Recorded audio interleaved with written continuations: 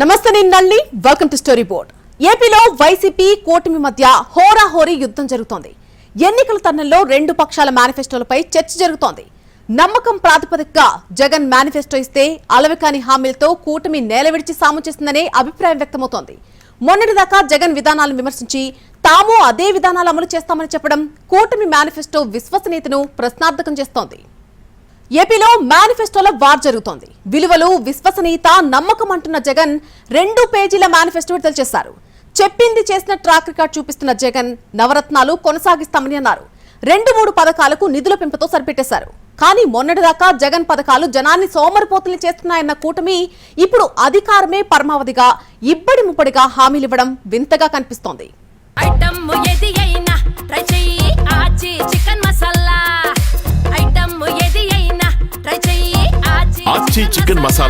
ఏపీలో ఎవరెంత ప్రచారం చేసినా మేనిఫెస్టోల విడుదలతో ఎవరి ఉద్దేశాలంటో తేలిపోయినట్టు కనిపిస్తోంది. 2019 ఎన్నికల సమయంలో నవరత్నాలతో సంక్షేమ జెండా ఎగరేసి అధికారం దక్కించుకున్న జగన్ ఈసారి అంతకు మించి హామీలిస్తారనే చర్చ జరిగింది. కానీ జగన్ మాత్రం నవరత్నాల కొనసాగింపుతో సరిపెట్టారు. కేవలం 2-3 పథకాలకు మాత్రమే నిధులు పెంచారు. చేసేదే చెబుతానని, చేయలేనిది చెప్పే అలవాటు లేదని స్పష్టం చేశారు. అటు కూటమి మేనిఫెస్టో చూస్తే అరచేతిలో వైకుంఠం కనిపిస్తోంది. నవరత్నాలతో రాష్ట్ర ఆర్థిక వ్యవస్థ కుదేలైందని చెప్పిన కూటమి ఇప్పుడు అంతకు మించిన హామీలు ఇవ్వటాన్ని జనం జీర్ణించుకోలేకపోతున్నారు. మంచో చెడో పార్టీకో విధానం ఉండాలి. కనీసం విమర్శలు చేసేటప్పుడైనా అదే పని మనం చేయకూడదనే స్పృహ ఉండాలి. కానీ కూటమి దేన్ని పట్టించుకున్నట్టు కనిపించడం లేదు. కనీసం హామీల అమలు ఆచరణ సాధ్యమా లేదా అనే చర్చలోకి పోకుండా నోటుకొచ్చిన వరాలిచ్చినట్టుగా మేనిఫెస్టోలో కనిపిస్తోంది. అసలు హామీలన్నీ నెరవేర్చడానికేనా, ఎన్నికల పబ్బం గడుపుకోవటానికా అని జనంలో చర్చ జరుగుతోంది. నిజంగా ఇవన్నీ ఆచరణ సాధ్యమైతే జగన్ కూడా ఇచ్చేవారేగా అనే వాదన కూడా వినిపిస్తోంది.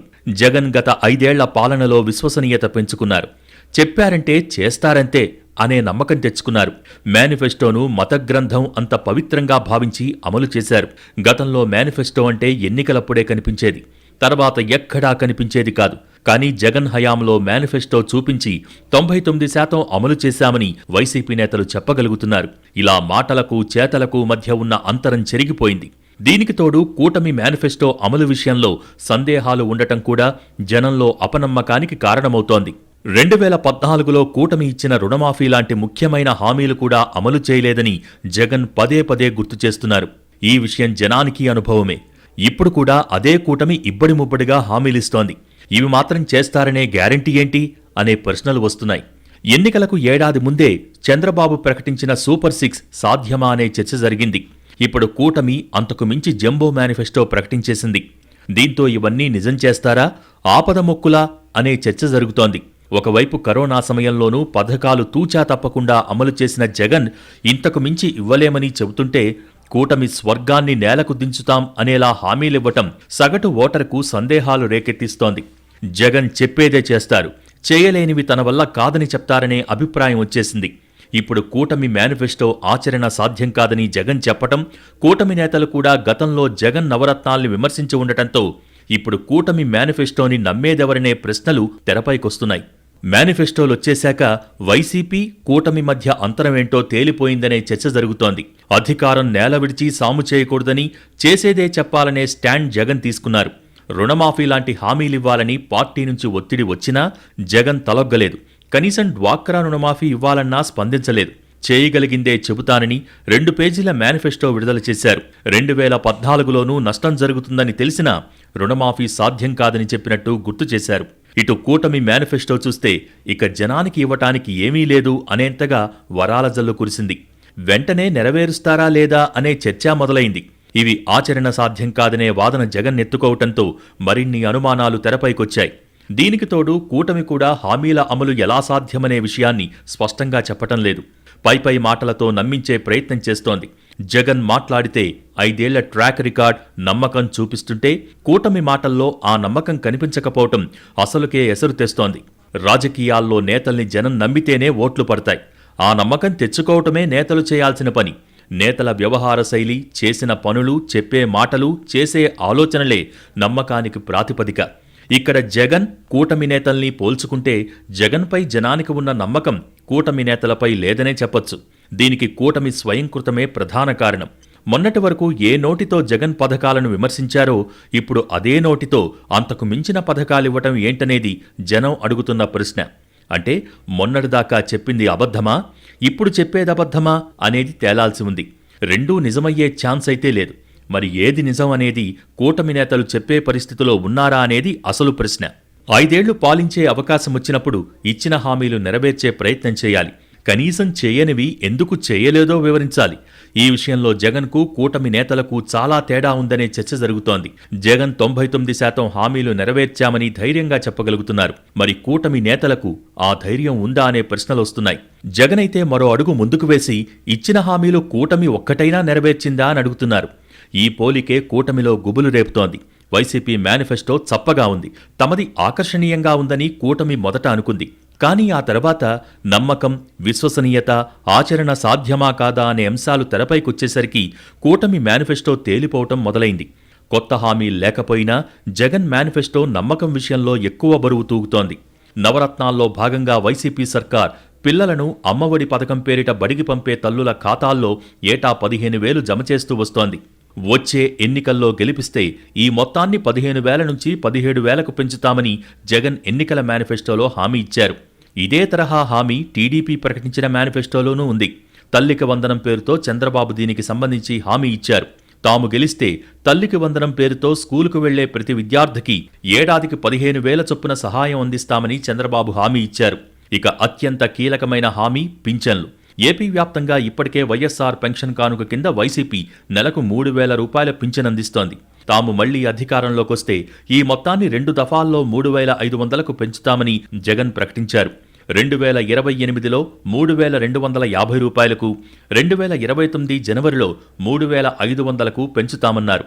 అయితే తాము అధికారంలోకొస్తే 2024 ఏప్రిల్ నుంచే పింఛన్ మొత్తాన్ని 4,000 చేస్తామని టీడీపీ హామీ ఇచ్చింది. ఏప్రిల్, మే, జూన్ 3 నెలల పింఛన్ బకాయిలు కలిపి జూన్ నెలలోనే 7,000 అందిస్తామంటోంది. అలాగే దివ్యాంగులకు నెలకు 6,000 పింఛన్ అందిస్తామని, 100% దివ్యాంగులైతే 10,000 రూపాయలు అందిస్తామని టీడీపీ కూటమి మేనిఫెస్టోలో ప్రకటించింది. వైఎస్ఆర్ రైతు భరోసా పథకం కింద ప్రస్తుతం ఏడాదికి 13,500 చొప్పున వైసీపీ ప్రభుత్వం పెట్టుబడి సహాయం అందిస్తోంది. కేంద్రం అందించే 6,000తో కలిపి ఈ మొత్తాన్ని 4 విడతల్లో అందిస్తున్నారు. అయితే వచ్చే ఎన్నికల్లో గెలిస్తే రైతు భరోసా మొత్తాన్ని ఏడాదికి 16,000కు పెంచుతామని వైసీపీ మేనిఫెస్టోలో జగన్ హామీ ఇచ్చారు. ఇక టీడీపీ కూటమి విషయానికి వస్తే తాము గెలిస్తే ప్రతి రైతుకు ఏడాదికి 20,000 ఆర్థిక సహాయంగా అందిస్తామని చంద్రబాబు హామీ ఇచ్చారు. 45 ఏళ్ల నుంచి 60 ఏళ్లలోపు వయసున్న ఎస్సీ, ఎస్టీ, బీసీ, మైనార్టీ మహిళలకు వైఎస్ఆర్ చేయూత కింద వైసీపీ ప్రభుత్వం ఏడాదికి 18,750 రూపాయలు సహాయం అందిస్తోంది. మొత్తంగా 5 ఏళ్లలో 75,000 రూపాయల ఆర్థిక సహాయం అందిస్తోంది. వచ్చే ఎన్నికల్లో గెలిస్తే వైఎస్ఆర్ చేయూత పథకాన్ని కొనసాగిస్తామని వైఎస్ జగన్ 2024 మేనిఫెస్టోలో హామీ ఇచ్చారు. అయితే టీడీపీ కూటమి మాత్రం ఇందుకు కాస్త భిన్నమైన పథకాన్ని ఎంచుకుంది. వైసీపీ 45 నుంచి 60 ఏళ్లలోపు మహిళలకు ఆర్థిక సహాయమంటూ హామీ ఇస్తే టీడీపీ మాత్రం 19 నుంచి 59 ఏళ్లలోపున్న ప్రతి మహిళకు ఆర్థిక సహాయం అందిస్తామని హామీ ఇచ్చింది.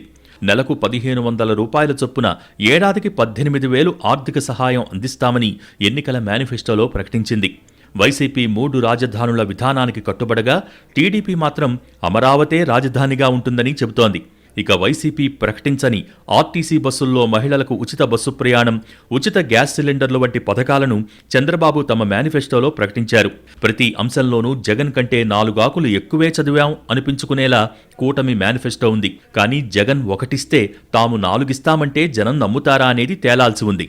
జగన్ నవరత్నాలిస్తే ఏపీ శ్రీలంక అయిపోతుందని అన్నారు. పప్పు బెల్లాల్లా డబ్బులు పంచుతున్నారని విమర్శించారు. బటన్ నొక్కడానికి సీఎం ఎందుకు అన్నారు. చివరకు అంతకు మించిన హామీలతో మేనిఫెస్టోను ప్రకటించారు. కూటమి అటు తిరిగి ఇటు తిరిగి ఎట్టకేలకు జగన్ దారికి వచ్చిందా?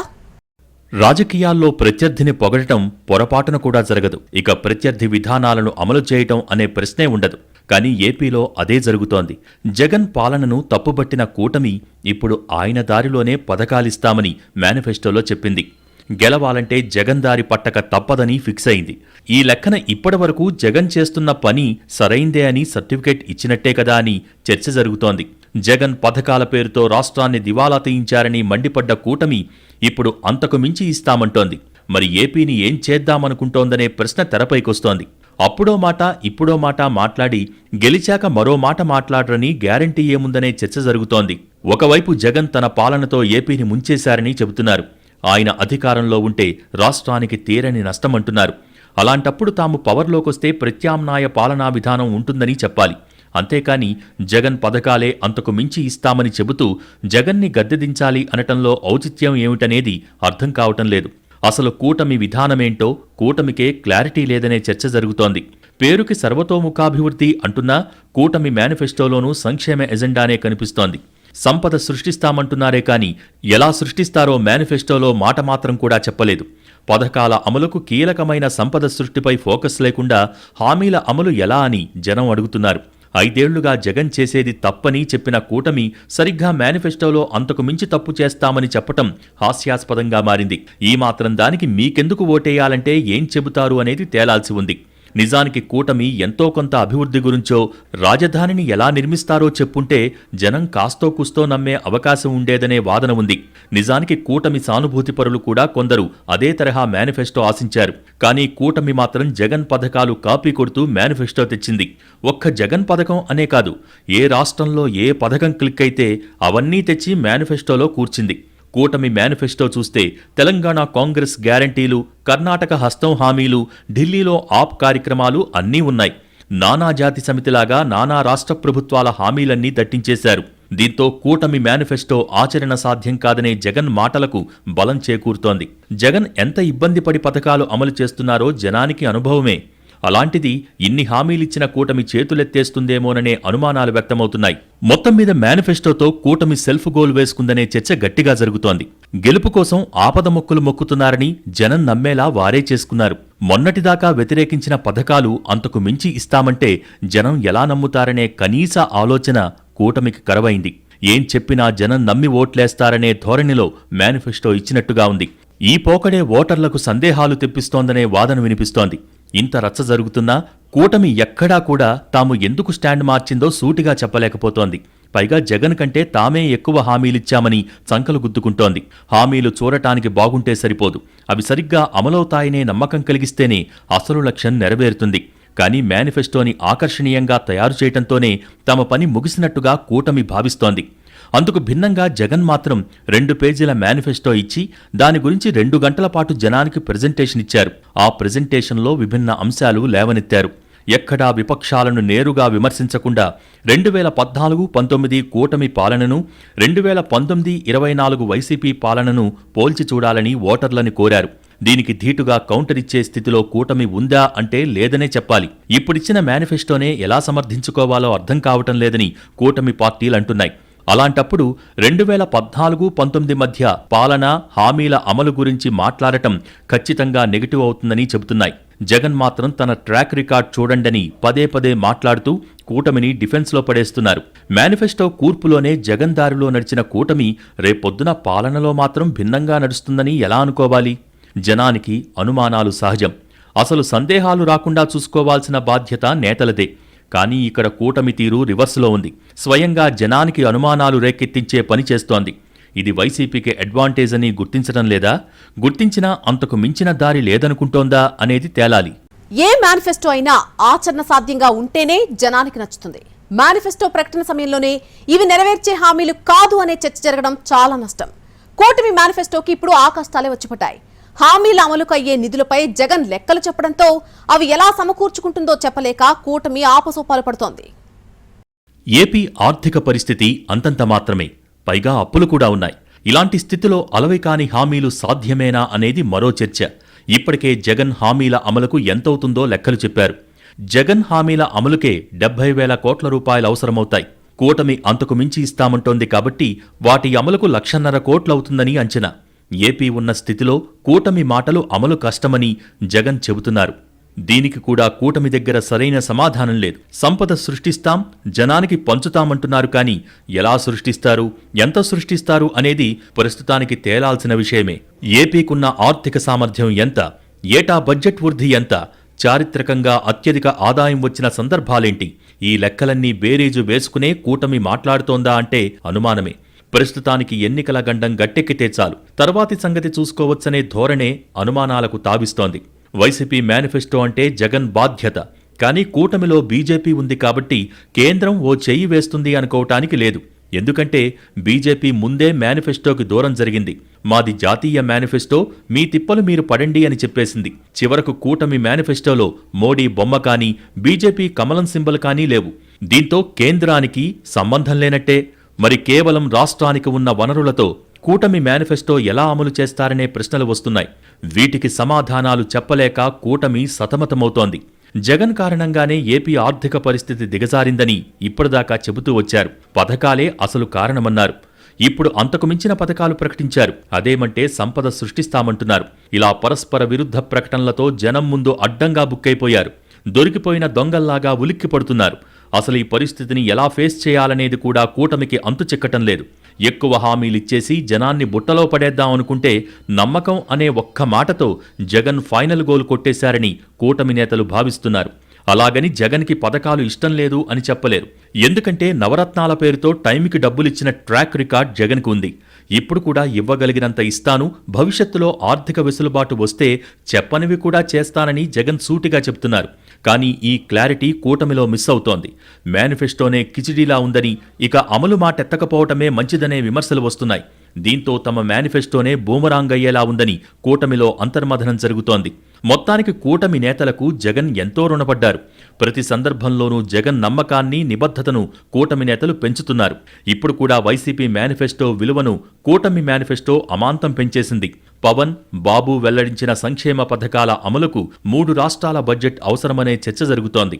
దీంతో కూటమి మేనిఫెస్టో అమలయ్యేది లేదు, చచ్చేది లేదని సామాన్యులు అనుకోవటానికి అవకాశం చిక్కుతోంది.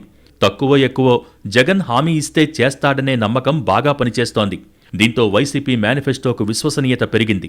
ఇప్పటిదాకా నేతల విశ్వసనీయతను పోలుస్తూ ఎన్నికలు జరిగాయి. కానీ ఏపీలో మాత్రం కొత్తగా మేనిఫెస్టోల విశ్వసనీయతను పోల్చి ఓటర్లు తీర్పివ్వాల్సిన పరిస్థితి వచ్చింది. అలాంటి స్థితిని కూటమి తనకు తానే సృష్టించుకుంది. కూటమి తనకు తానే గొయ్యి తవ్వుకుందని వైసీపీ నేతలు సంబరపడుతున్నారు. జగన్ హామీలు నెరవేర్చలేరని చెప్పే అవకాశం కూడా కూటమికి లేదని ధీమాగా ఉన్నారు.